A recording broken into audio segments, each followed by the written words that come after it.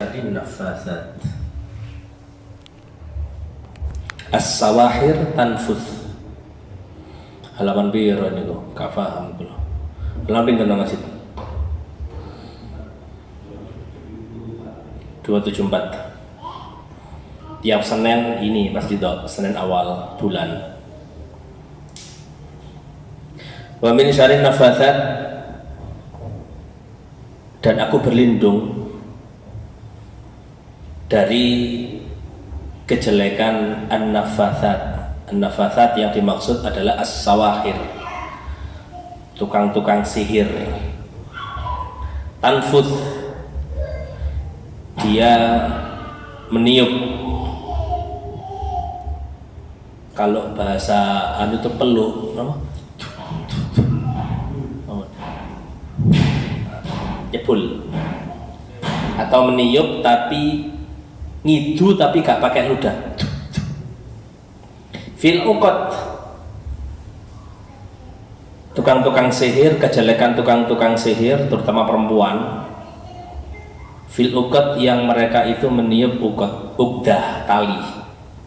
Kan setelah misal iki kayak patung-patungan kan ditaleni, dicepi apa? Dom, kemudian di cek manjur biasanya.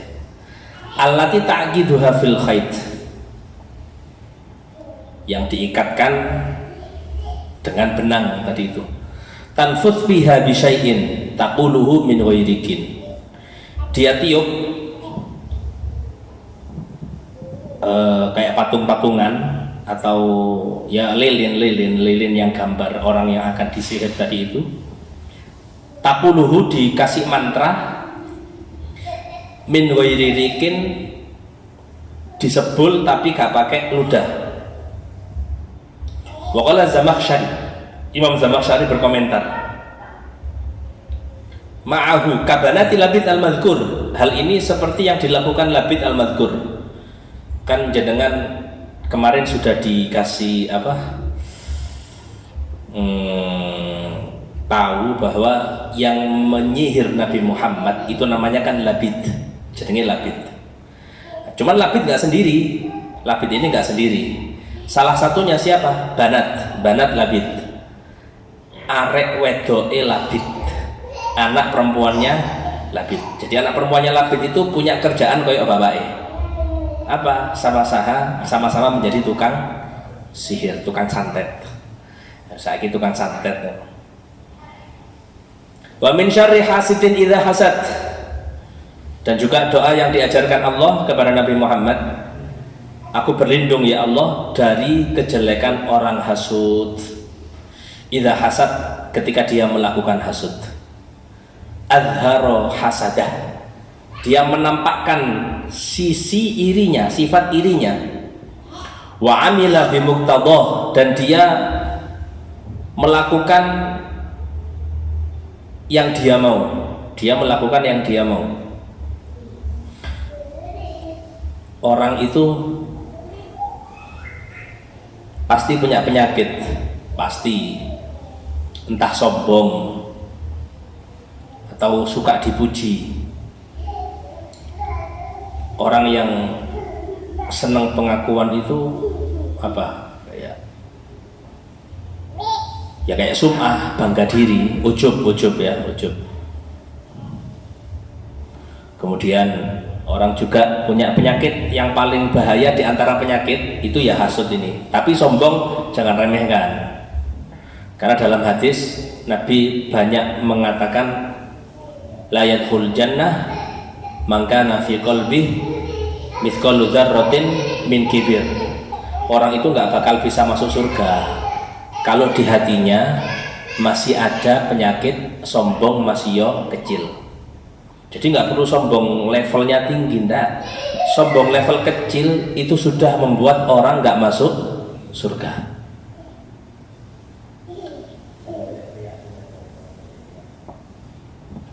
Terus sama hasud, mana yang lebih parah? Ya lek podo parai, ini nggak ada mendingannya ini. Mendingan sombong timbangane hasud kan? Nggak ada kata mendingan. Untuk mendingan hasud timbangane sombong, nggak ada.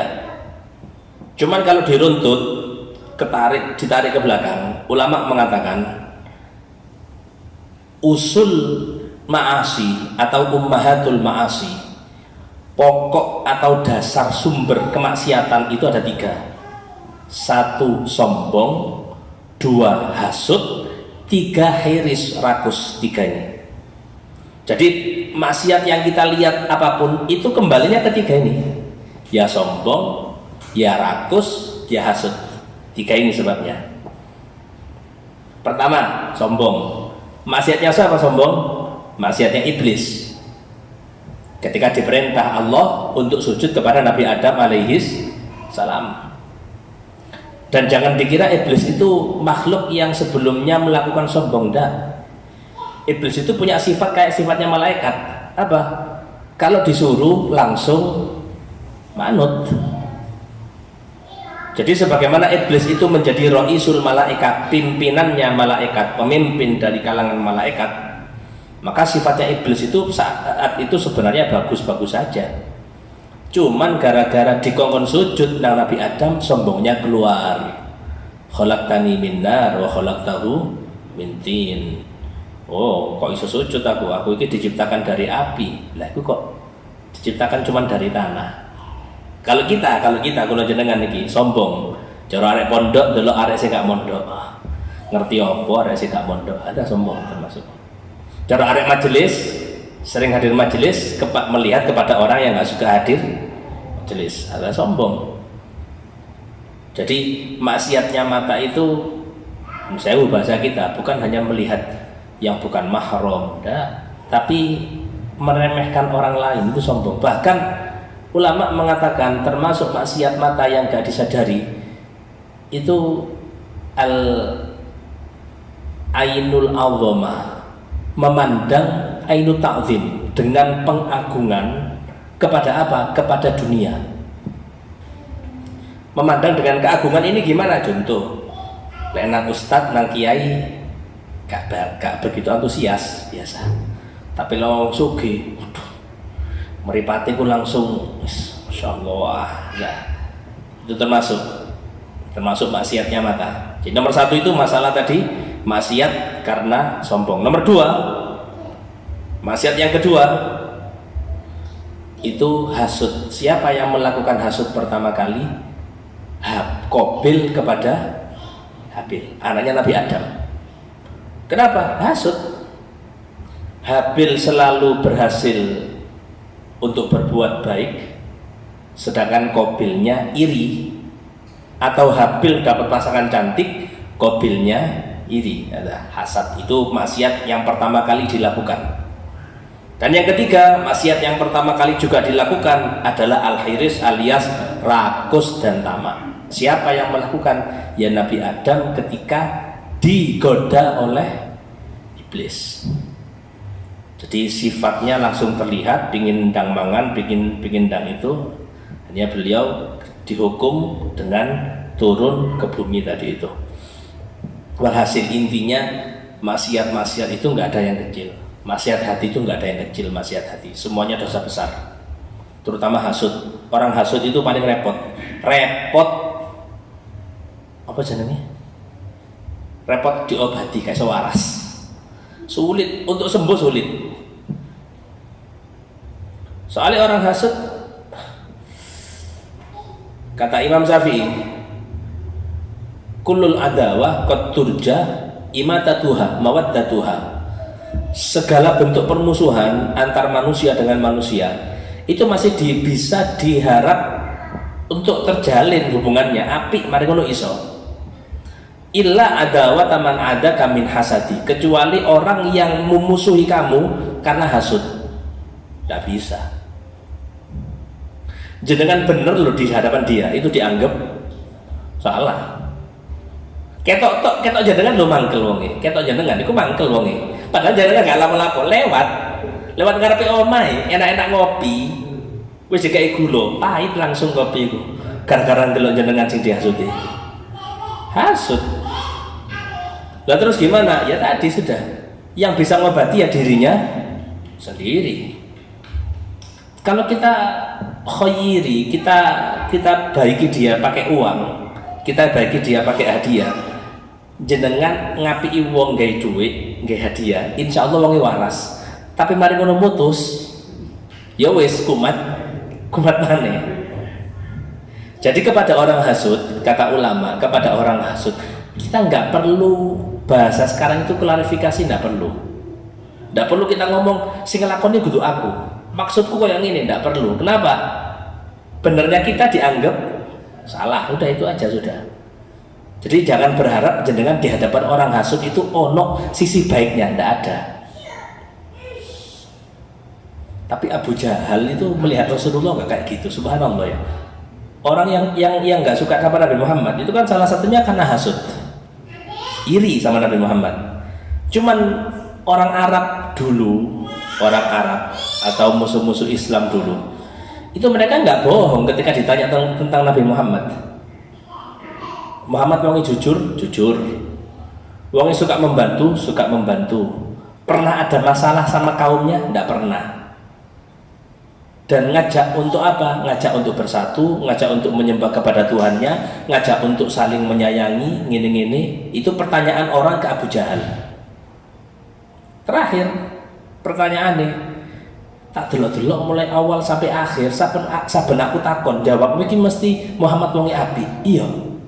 Pertanyaanku situ, opo gak melok Muhammad saiki awakmu? Itu setelah diakoni Abu Jahal iki ngakuin Kanjeng Nabi ku wong apik. Pertanyaannya kok gak melok Muhammad apa? Oh yo aku beda maneh ya, hasil sudah keluar sudah. Akhirnya kata ulama dan juga Sayyidina Umar yang bilang, yang menghalangi kalian untuk ikut Muhammad cuma satu, apa? Al-kibir, sombong. Gak gelem tunduk, gak gelem merendah. Makanya itu hasud, sombong, podo-podo medeni itu. Nabi syarri hasidin idza hasad. Yang bisa mendeteksi sifat itu kan kita sendiri. Tapi ulama bilang kalau penyakit hati itu jenengan bisa mengetahui dari orang lain, bukan dari kita. Banyak seringkali orang itu nggak sadar kalau dirinya sombong. Kon sombong, aku ngerasa sih enggak aku. Dia nggak ngerasa kalau sombong, cuman koncone ngerasa awami tak delok-delok ono sombongi ngono lho.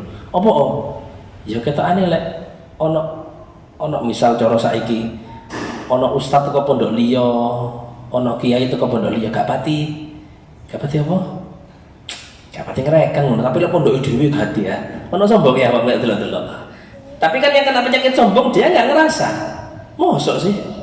Enggak, aku penyakit hati itu tanya sama orang lain, kata ulama. Lek penyakit zahir, penyakit kita bukan penyakit hati, ya kita yang tahu.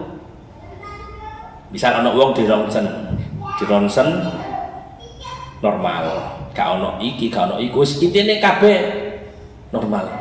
Tapi kan pasiennya ngomong nang dokter, "Dok, aku iki linu, Dok. Tanganku iki gak enak." Loh, kamu di ronsen gak apa-apa loh San.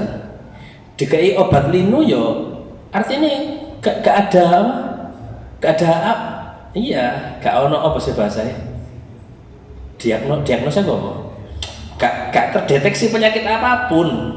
Tapi kan pasiennya ngomong komentar, aku ngerasa ndak enak gitu loh.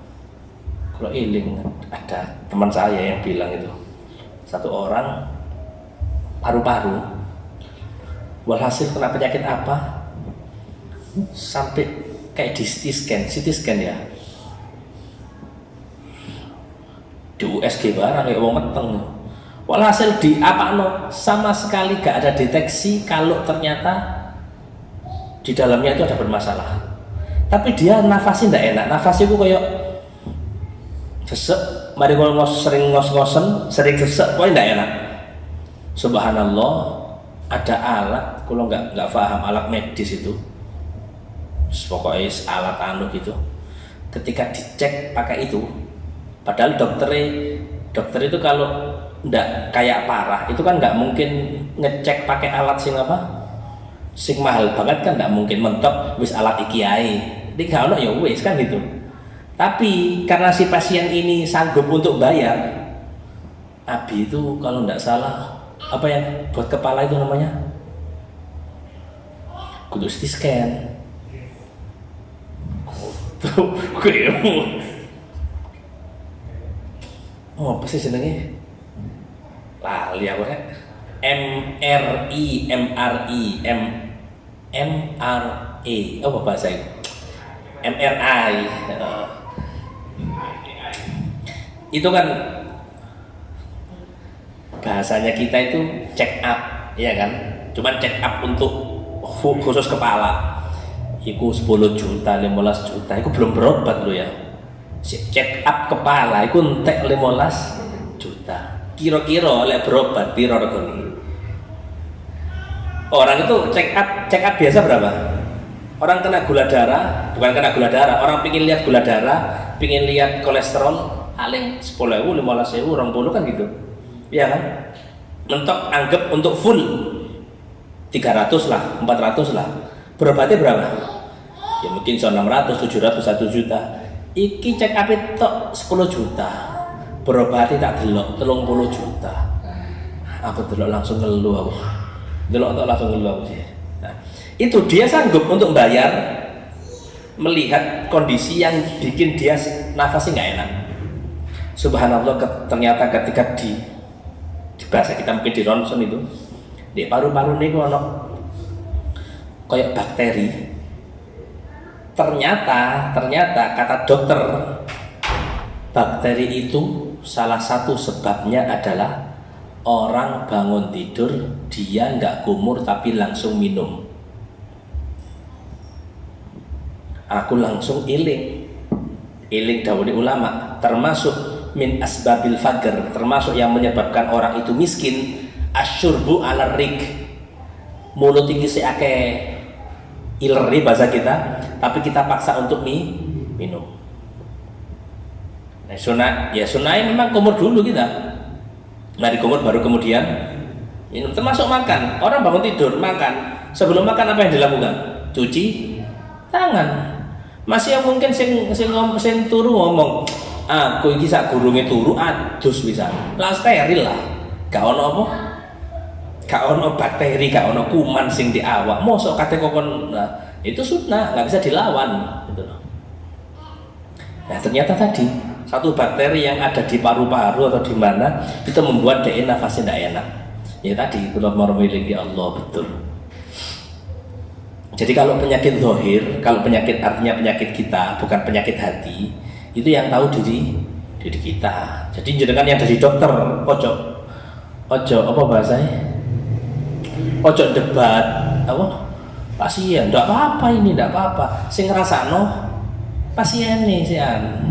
Tapi kalau penyakit hati, penting kita punya teman yang tahu. Soalnya kondo nang Danu. Apa? Aku nak sombongnya ta dari Danu, iya mas. Wah. Jadi soalnya sih perasaan ndak, aku yang ngaji aku. Kan ngaji itu dalil bukti tawaduk kan, bahasa gitu kan. Aku yang ngaji, aku yang sholat pisan. Aku yang iya mas. Pengen iki lek jenenge lek qasidah biasane moro Hanif sing ngene, pengen moro geleng-geleng tok gak gelem barengi Hanif. Wah, ketok pisan sombonge ning kono iki. Contoh iki contoh. Jadi masalah penyakit hati itu yang tahu orang lain. Jadi ndak usah tersinggungan tadi wong. Lek wong tersinggungan, alamat hati ini bermasalah itu pasti. Itu kaji ma'ruf khair insyaallah. Itu sudah enak itu, aman. Muka jenah Sayyidina Umar itu kan punya siapa yang sahabat itu ya, sampai dibilang aku ada penyakitnya ndak ada, jadi kan nggak punya penyakit hati gini-gini. Tapi ternyata sahabat itu bilang ke Sayyidina Umar, cuman Umar jenengan punya pakaian lebih dari satu. Maksudnya Kanjeng Nabi itu pakaiannya ya satu, masuk kamar mandi itu, keluar kamar mandi ya itu. Tapi jenengan enggak, jenengan bedakan. Mlebu kamar mandi pakaian iki, metu kamar mandi pakaian lain.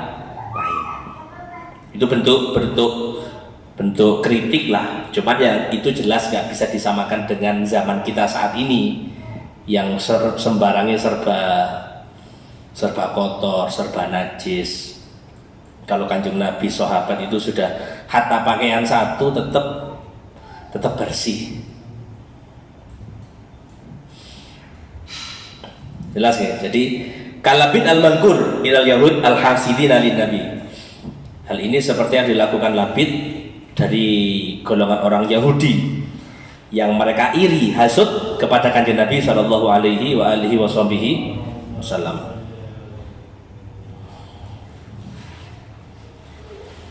Kalau kita diereni apa? Kan ini masalahnya kita nggak boleh punya sifat iri. Ojo duwe sifat iri, ojo duwe sifat sombong, oke. Tapi sekarang kalau kita diireni, gak disenengi wong,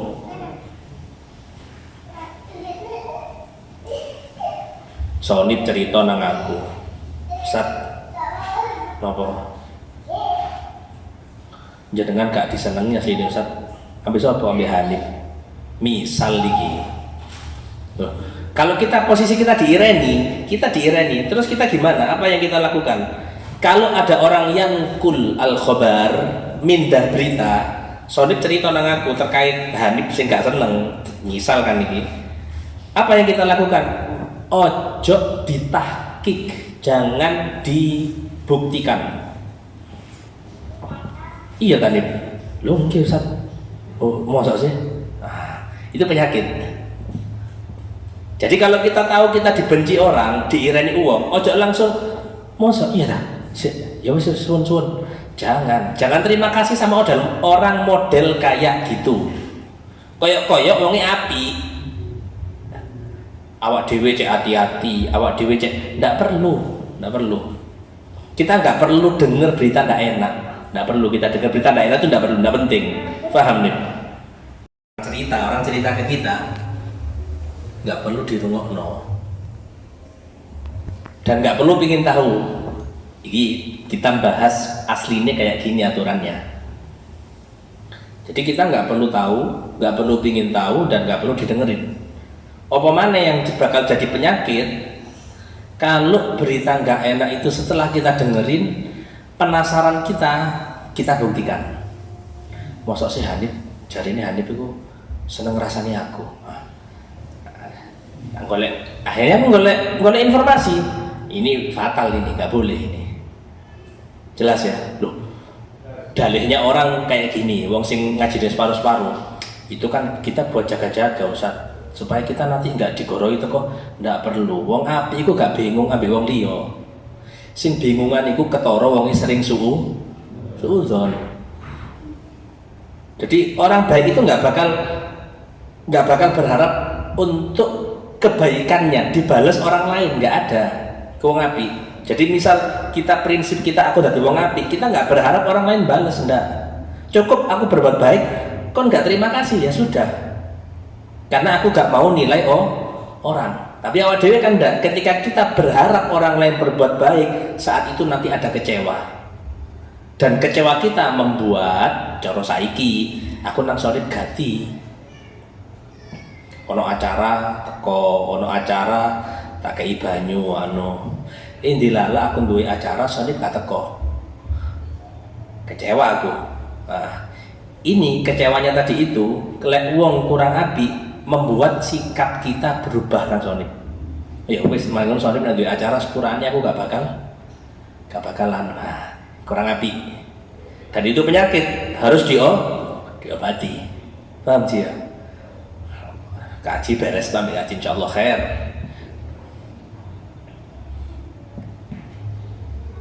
Nah, dari sini masalah-masalah kayak gini kita itu paham dari ulama. Uang iku lek sanggup untuk api sosiale, ya awakmu gumbulan ambek uang, berarti kamu panen pahala. Api nang wong, kaful adza, kita nggak ganggu orang. Atau ihtimalul adza, kita nahan untuk gak membalas keburukan orang, itu pahala besar. Tapi kalau kita melihat diri kita tidak siap, aku gak siap ya kokon ganti nang wong, aku gak siap. Aku iso gak ngomongi orang, gak ngilono orang, aku iso. Tapi aku lek diawali apa digarai ya sepurane, dia berarti nggak siap.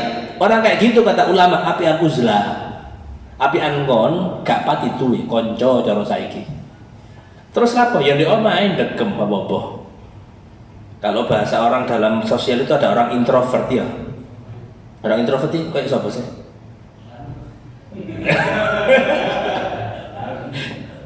Kayak siapa? Tapi enggak ya. Introvert sama pilih-pilih beda lah, aku nggak paham.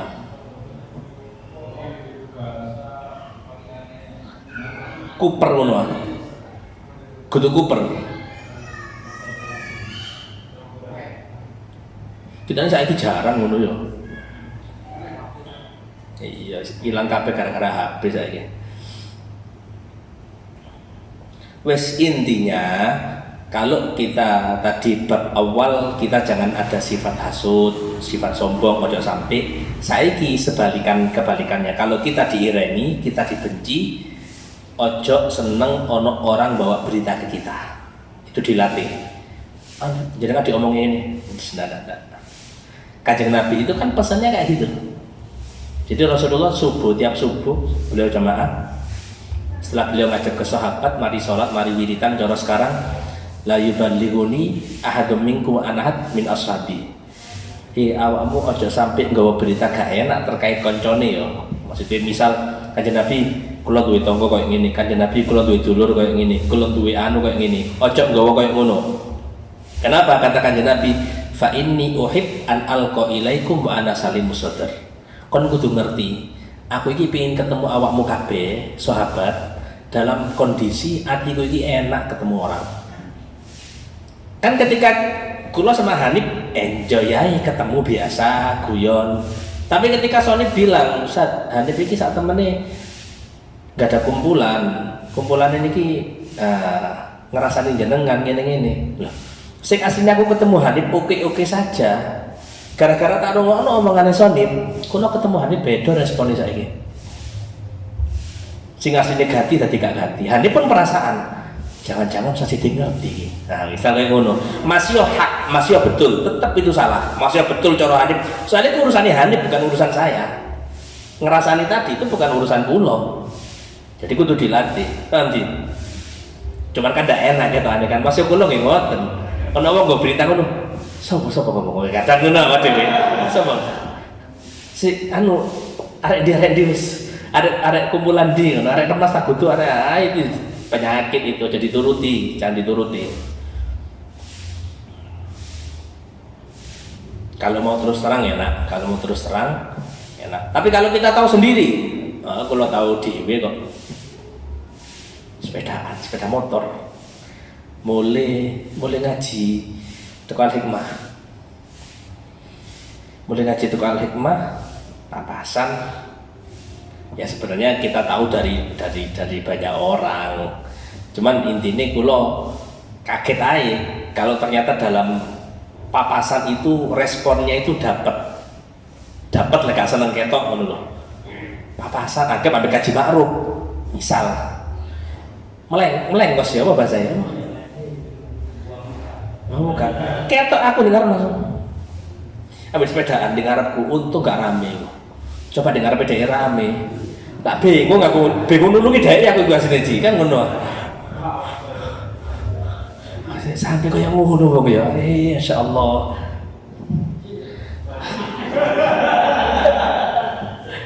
Sing ngerti wong iki cuma istriku tak ceritani. Aku ini ya Allah, oh no tapi kita harus biasa menghadapi wong macam-macam. Lek gampangan ini, kalau kita menghadapi orang baik itu nggak perlu latihan. Maksud perlu latihan? Mungkin latihannya kita awak dewi berusaha untuk membalas, kan kayak gitu. Tapi kita nggak perlu latihan untuk mesem, nggak perlu latihan untuk anu. Is otomatis, wong api awak dewi mesti otomatis seneng minimal terima kasih. Tapi ketemu model kayak ngono itu loh. Ternyata ditambahi margono riyo ambil salah satu oknum jadi tonton kula. Tik, apa? Kon le Fatihah apal Habib tok gak apal kiai, mater ngaku rek. Ya lek roti pan anu kan speakernya itu kan meninggi suarane sing aku ya Allah iya ngomongi pas mantenane Anam ngomongi kok seiling nemen kula itu ngomong pas mantenane Anam kalau kita makan bareng makan di rumah Ustaz Khalil lomba berjamaah tahlil sini ya berjamaah tahlil kula niki si jamaah tahlil ngomong Ustaz napa padahal jenengan niku lek Fatihah hitungane Kiai ini NU disebut kabel loh Ustaz. Artinya lek Kiai ini NU yang kita kenal Yai Hasyim Asy'ari itu jenengan nyebut Sak Mbah Bisri juga, Mbah Wahab Hasbullah juga, Mbah Wahab baru-baru ini kalau sebutkan. Kalau Mbah Bisri memang saya sengaja sebutkan karena Yai Bisri itu tempat saya belajar sebelum belajar nang Dalwa. Itu saya mondok di tempatnya Yai Bisri Sansuri. Itu enggak ada sing jadi dhek wong NU, orang NU juga. Kau ono Ustaz kula mirengaken wong Fatihah paling mentok nang Mbah siapa? Mbah Hasyim mari ngono wis. Sebutkan kiai 1 2 itu jarang paling. Ora tak warah, tapi ngono iku. Lek wong gak seneng, yang tak bilang tadi, apa lek wong hasud, gak usah ngenteni salah kene, bener lho salah. Bener kene ku salah ngono lho. Dadi ketemu awak dhewe, moro-moro lara untu dak iki. Kene gak lapo-lapo, moro-moro lara untu, moro-moro ngeluh, saking dia penyakit hasud tadi itu. Lah awak dhewe lek misal kita dihasuti orang, kita bales, lah padha wae. Jadi kita itu masih banyak beranggapan kayak gini. Aku insya Allah wonge gak bakal ngilono uang, gak bakal ngalarani uang, gak bakal ngene. Lek aku kokon mulai ndak. Tapi lek aku sing dimulai digarai ya sepurane. Nah, itu salah juga. Tetep loh. Ya ndak sih. Aku bahasanya sekarang mungkin aku apa? Bela diri lah, anu lah. Ndak ada cara bela diri kayak gitu, ndak ada. Kita belajar itu latihan sabar. Lah lek sabare kate digawe apa? Lek dalam bab gitu aja kita nggak bisa untuk sabar. Mula sing ini cerita sing ngaji Ahad itu. Di kampung mana itu namanya? Di Mantren. Ahad bukan Ahad kemarin, Ahad minggu lalu. Ngomong di Mantren aku ngisi 15 menit mantenan, 5 menit senyap, anteng wong, 10 menit langsung rame kayak wong pasar. Sing aku sing ngisi wis gak mood blas wisan. Allah karim iki apa ceritane. Giliran doa pun kayak gitu. Amin. Amin. Aku panas aku rasane kuping iki. Tak warak ngapunten Pak nggih. Lek amin sing sae, soalnya njaluk teng Gusti Allah nggih. Ngapunten damel akhlak nggih. Tak lanjut doa. Amin. Tapi kata Paman kali apa dene? Aku ini Allah karim di hatiku mateng aku di kapan mana aku dikirim noji aku noji cara katanya ngamuk katanya pulang sopo tak tutup nodo mau saya mari aku padahal kalau kisah di kono RW ini sih gak enak RW ini ngoten Ustaz ngene-ngene setenan oh enggak apa-apa Pak RW soalnya sing ngaji lepas tahlilan ya wong sing melok tahlil kan itu lek mantenan kabeh wong sing gak tau tahlil ya mesti teko kan nah ketok kabeh di kono wis macam-macam orang tadi itu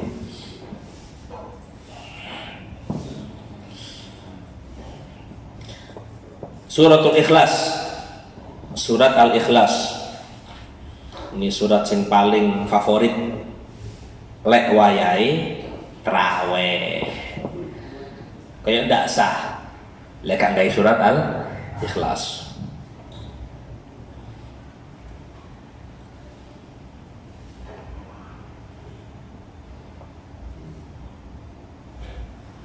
surat Al-Ikhlas ini ada bahasanya itu kalau di Quran asbabun nuzul sebab turun Quran itu turun kadang pakai sebab ada sebab oh Rasulullah disakiti turun oh Rasulullah kesulitan gini turun oh Rasulullah gitu ada sebab ada yang nggak sebab ya memang turun sudah murni turun surat ya, surat Al-Ikhlas ini turun yang memang salah satunya ada sebab dimana orang kafir Quraisy kan kita punya Tuhan Allah Subhanahu wa taala itu di dunia bukan tempat kita melihat. Allah bisa dilihat cuman bukan di dunia. Loh dia ini deloke ya di akhirat di surga nanti.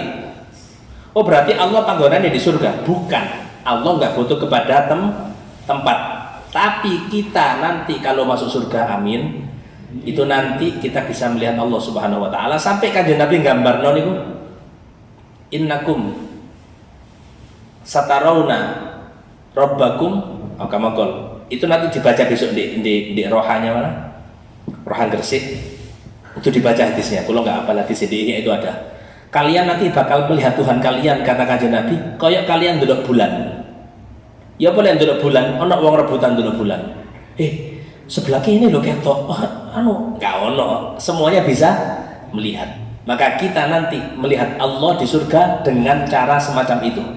Artinya nggak ono bahasanya rebutan tempat, rebutan ndak, semuanya bisa melihat. Cuman jatah melihatnya, kesempatan melihatnya itu berbeda sesuai dengan amal kita di dunia. Makanya Imam Suyuti itu punya pentafsiran bagus terkait surga. Satu, dukhulul jannah, orang masuk surga itu murni karena rahmat, bukan karena amal. Jadi sholat kita nggak membuat kita masuk surga, ngaji kita nggak membuat kita masuk surga. Itu rahmatnya Allah yang membuat kita masuk surga. Ketika kanjeng Nabi dawuh dalam hadis, kalian tidak akan masuk surga kecuali dengan rahmat. Maka sahabat tanya, lu kanjeng Nabi, kalau kita gampangane kita sahabat gak masuk surga kecuali sebab rahmatnya Allah masuk akal. Tapi jenengan kanjeng Nabi ibadahnya kayak ngono, imannya kayak ngono, wala anta jenengan juga kanjeng Nabi. Jawabannya kanjeng Nabi, wala ana, aku pisan, aku mlebu swarga iku dengan rahmatnya Gusti Allah. Satu, itu masuk surga dengan rahmat. Nomor dua, yang menarik, khulud itu kekal. Loh, orang kekal itu karena kenapa? Di surga kok ada kekal? Kalau kita bahas balasan, harusnya kan bahasanya kita gampangane jenengan tuku paketan, beli paketan internet harga 50.000, itu ono masa berlaku nih kan? Berapa? 1 bulan. Saya kira 28 hari ya malah. Iya kan? Sesuai dengan nominal. Ono sing setahun, ono nggak setahun sekarang? Nggak ada ya. Misal ada, tapi kan otomatis juga nilainya besar, mahal otomatis. Iya kan? Nah, sekarang kok bisa orang itu masuk surga kekal itu kok iso? Padahal di dunia kita hidup selamanya, kan enggak. Siapa yang hidup selamanya di surga? Hidup selamanya di dunia? Enggak ada. Tapi dari mana? Diganjar untuk kekal di surga. Kata Imam Suyuti, dari niat. Kalau jadi kan ada ditakoni, kon kate sholat sampai kapan? Ya sampai mati. Kalau dikasih umur 100 tahun kalau ambil kursi Allah, ya berarti sampai umur 100 saya sholat. Lah dikasih umur 300 tahun kita semuanya, ya berarti sampai umur 300 kita sholat. Kan gitu. Jadi kita nggak ada keinginan aku sholat ono uang rotok-rotok aneh aja. Muslim, kon sholat sampai kapan? Ya engkau sampai duwe kerja, les kerja gak sholat. Oh nah ono kayak gitu. Kecuali dia yang nggak pernah ngaji mungkin kayak gitu. Ini kita punya niat sampai kapanpun ya kita Islam, sampai kapanpun kita sholat. Niat kita yang sampai kapanpun kita ingin Islam, menjaga iman, maka diganjar oleh Allah dengan kekal. Nah terus di surga kan orang tingkatan. Cara saiki tingkat 1, 2, 3, 7 sampai tingkat paling atas sendiri surga Firdaus. Dari mana didapat? Dari rahmat? Bukan. Dari mana? Dari amal. Ngaji nih gini, sholawati, istighfari, apalagi buka Quran, bakti ke orang tua, ganti nang tonggo. Itu yang menentukan nanti di surga kita ada di kelas berapa nanti. Apa kelas tinggi, apa kelas bawah, apa kelas bawah, apa kelas paling bawah sendiri. Tapi kelas paling bawah sendiri jangan disamakan dengan kelas paling bawah dengan yang ada di dunia, nggak sama. Jelas ya? Jadi kalau kita ditanya masuk surga rahmat, khulud kekal sebab niat dan amal kita, itu yang menentukan tingkat kita nanti ada di surga di level mana nanti, itu melalui amal kita. Nah, terkait ini tadi, Gusti Allah itu nggak bisa dilihat di dunia, karena bukan tempat untuk melihat Allah Subhanahu wa Ta'ala. Kan gampang aja, orang kalau tanya, oh, Tuhan itu butuh ketok tah. Saiki bengi bisa nggak kita melihat matahari? Kan nggak bisa. Atau malam atau pagi kita melihat bintang, bisa apa enggak? Nggak bisa. Ada waktunya. Sama. Kita belum waktunya untuk bisa melihat Allah Subhanahu wa Ta'ala. Tapi bukan berarti Allah nggak ada. Makanya kalau kita bicara tauhid, belajar tauhid, wong awam itu cukup dikai 50 kaidah itu loh. 20 sifat wajib. Itu kalau zaman dulu dibaca, alim mampu maca tanda sih. Allah wujud, kita bako, itu dibaca terus. Ada lagi gak apal kita nih. Apal lagu kicau itu akhirnya.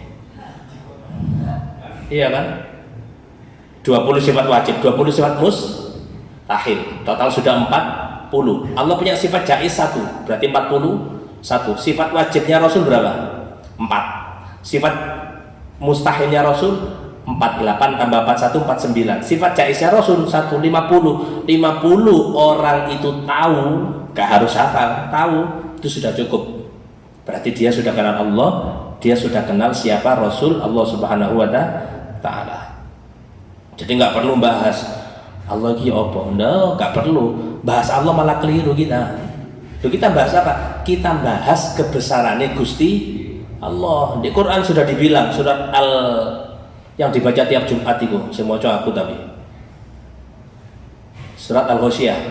Afala yanzuruna ilal ibili kaifa khuliqat, terus wa ilas samaa'i kaifa rufi'at wa ilal jibali kaifa nusibat wa ilal ardi kaifa sutihat wa fis samaa'i rizqukum wa ma tu'adun wa fi anfusikum afala tubsirun. Itu kan semuanya kita suruh mikir. Cuman gak ada ayat Quran yang kita suruh mikir kayak apa Allah itu sih, seperti apa, ndak ada. Semuanya suruh memikirkan apa? Kebesarannya Gusti Allah Subhanahu wa Ta'ala. Nah, ini berhubung kita punya Tuhan Allah Subhanahu wa Ta'ala, itu ndak bisa dilihat di dunia. Tapi kan Nabi Muhammad bisa melihat, Ustaz. Itu babnya beda lagi. Nabi Muhammad melihatnya pun juga bukan di dunia di sini, melihatnya di Sidratul Muntaha, tempat yang malaikat Jibril nggak bisa. Malaikat Jibril nggak bisa. Kalau malaikat Jibril naik satu tingkat, itu beliau sudah pasti terbakar. Bahkan dalam satu hadis, Kanjeng Nabi itu melihat malaikat Jibril, cuman beda satu tingkat. Malaikat Jibril mandek cara saiki. Kanjeng Nabi naik ke Sidratul Muntaha. Ternyata satu tingkatnya malaikat Jibril dan Kanjeng Nabi iku kaya oleh jenengan ana ndek delok pesawat lah jenengan. Pesawat sak piro gedene? Ndak teko adoan. Sak jentik kan, sak kuku kan. Ya kayak ngono iku. Kanjeng Nabi tak, "Loh, kok cilik? Kok kecil? Awakmu kok cilik?" Jibril, padahal awakmu gede. Padahal cuma beda satu level, satu tingkat. Itu kayak menunjukkan bahwasanya derajatnya Rasul dengan derajatnya ulama ambil Rasul itu nanti di surga itu beda satu strip. Cara surga tingkatan Kanjeng Nabi paling dukur, para Rasul di bawahnya para ulama. Tapi ya kayak itu mang atone. Meskipun satu tingkat itu bukan seperti satu tangga, tapi tingkatannya waduh gitu. Jadi kayak cilik itu mang. Saking jauhnya satu derajat antara para Rasul dengan para Nabi. Lah, ini orang-orang kafir Quraisy ini kondo nang Kanjeng Nabi. Muhammad, siflana rabbak. Ono enggak dene ya? Hasil jadi ini orang kafir Quraisy bilang, cerita no Tuhanmu kayak apa Tuhanmu ini? Kau ini cerita Allah tapi gak duduk no Tuhanmu. Coba gambar no kayak apa Tuhanmu? Ini Allah ngajari, kul, katakan wahai Muhammad, huwallahu ahad. Allah itu adalah satu, esa, tunggal. Su'ila sallallahu alaihi wasallam, bismillahirrahmanirrahim. Su'ila sallallahu alaihi wasallam Rabbi. Kanjeng Nabi ditanya tentang Tuhannya. Ya apa Tuhannya? Tuhanmu iki apa ceritane? Bentuknya ya apa? Fanazala, maka turun ayat qul huwallahu ahad, fallahu khabar wa ahad badal minhu atau khabar tsanin. Ini nahwu, ini enggak perlu dianu. Allahus samad mubtada wa khabar. Ai al maksud fil hawaij ala dawam. Allah itu tempat kita meminta, tempat kita memohon. Al maksud fil hawaij, yang kita tuju fil hawaij dalam semua kebutuhan kita, alat dawam selama-lamanya, senantiasa, seterusnya. Jadi nggak ada cerita nih kulon jenengan dikai sugih mari ngono lali nang pangeran, nggak ada. Dikai sehat lali nang pangeran, nggak ada. Sampai kapanpun mau sakit, sehat, sugih, melarat, itu semuanya butuh kepada Allah Subhanahu wa ta'ala. Yang dibaca ambek dayat ini anba'dil hukama apa? Mani'atamada ala aklih dolla. Orang yang mengandalkan akalnya, kecerdasannya, dolla, sesat. Orang kan kadang gara-gara sekolah tinggi gak gelem, suka relevan Quran ini. Biyen Quran itu biyen zaman Muhammad kayak ngono. Zaman saya perlu dirubah, perkembangan zaman ini. Mengira kecerdasannya menyelamatkan dia, dolla, pasti sesat deh. Wa man istaghna bimalihi qalla. Orang yang merasa cukup dengan harta, duwe akeh sembarang kalir, qalla, pasti nanti dia akan merasa kurang.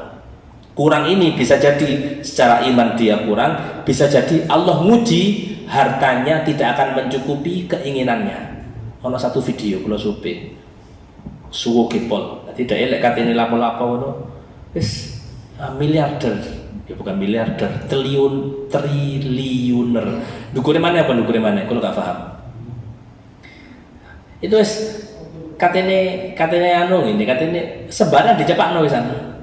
Tiba-tiba dokter pribadinya bilang umurmu kali 3 bulan, karena dia punya penyakit yang menurut medis ya cuma 3 bulan. Dia ngomong apa?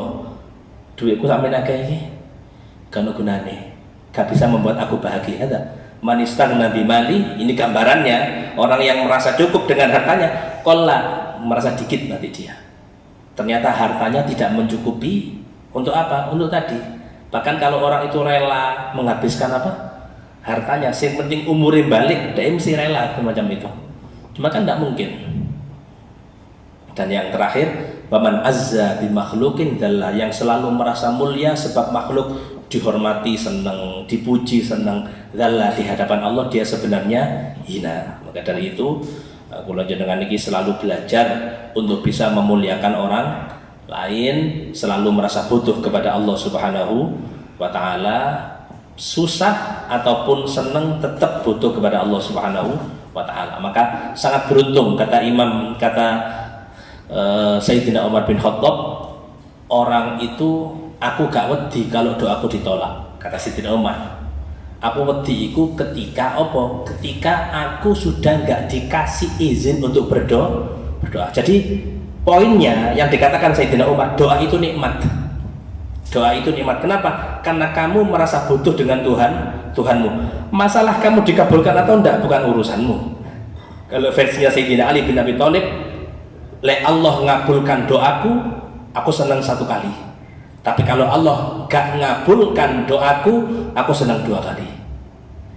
Sekali kenapa aku senang? Soalnya keturutan keinginanku. 2 kali kenapa aku seneng? Soalnya Gusti Allah sing pingin, bukan aku sing pingin.